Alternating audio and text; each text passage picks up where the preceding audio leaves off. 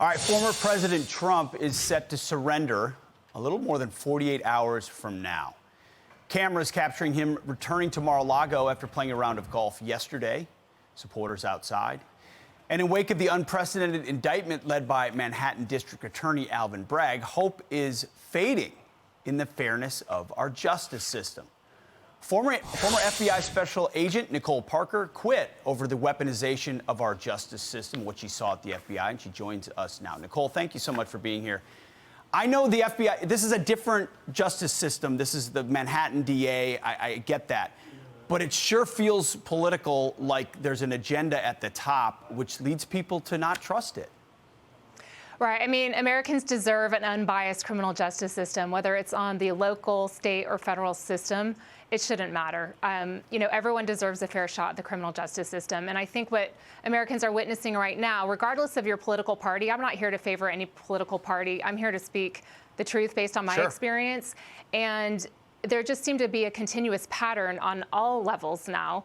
I came from the FBI and the federal system, and Americans deserve better. They deserve an unbiased criminal justice system, and right now it just doesn't appear that way. No, I mean, the former director of the FBI, James Comey, came out and said it's a good day that the former president has been indicted. Was that his perspective when he was in charge of the entire agency? I mean, it just leads you to ask questions. And that's the concern that a lot of people have, right? Myself as a former FBI agent, a former director, you have your First Amendment rights. You have your right to your opinions. You can speak your thoughts. But in a position of that high of a level, on the day of a president being indicted, which has never occurred in the history of the United States, at least, that we're familiar with, it just is not, it does not appear to be unbiased. It appears that it might be politically biased at times.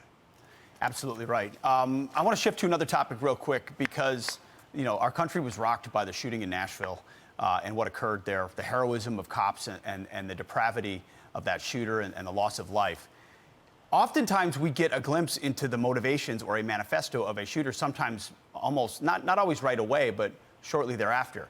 The shooter in Nashville left a manifesto. There she is. But the FBI hasn't released it yet. Why is that? So in this investigation, active shooters are typically going to be investigated on a local level. So in this instance, the jurisdiction would be with the Metro Nashville Police Department. The FBI is providing assistance to the police department. And from what I understand, this manifesto is being analyzed by our behavioral analysis unit out of Quantico, Virginia. We have profilers within the FBI, and they will analyze something of this nature. It does take time. They will look at the the grievances, the thought process, the patterns, the ideation, things of that nature, and it just takes some time. So when it is released, it actually won't be released by the FBI. It will be released by the Metro Nashville Police Department because it is their case and their investigation. I mean, we're just providing assistance. I believe that, and Metro PD makes their call, but it just feels like, if the shooter had been some racist white nationalist, it'd be like, get the manifesto out right away. But if it's a transgender activist, which it may have been, we don't know for sure, then we feel like it's like, well, hold on to this. Maybe we don't release the manifesto. That's the frustrating part. I don't want to be in that place.